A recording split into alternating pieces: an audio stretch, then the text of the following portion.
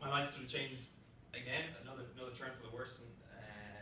When I was, it was in 2011 when Leinster were playing Northampton. I don't know if you guys remember that game.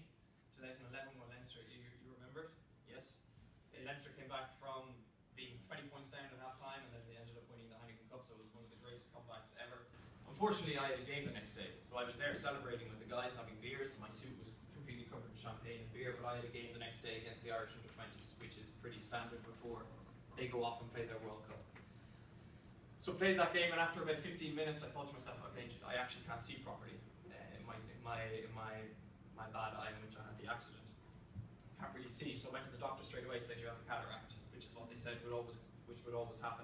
Now cataract, we always think 15-minute operation, normally an elderly person might have a cataract, you know. But for me it was 2 1.5-hour operations that were pretty painful, I must say. My vision was never really the same. It was quite blurry, and I was still I was still training, but it wasn't how I wanted it to be.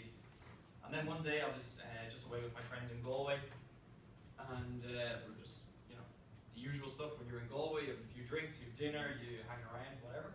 And then I was at a set of traffic lights, and I was in the back seat, and I just looked up at the traffic lights and I went, I actually cannot make out those colours in the traffic light, which is an experience that I hadn't had previously before my initial accident.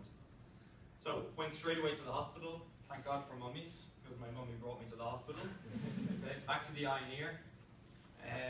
They said, yes, your retina is detached. So played a game for Zebre. I don't know if any of you know the rugby team Zebre. Yeah, some of you mightn't, some of you do. So Zebre play in the Pro 12 along with Leinster, Munster, and all those fantastic teams. I played a game for them and became the first ever player in the world ever to play with these rugby goggles in the Pro 12. You deserve a round of applause.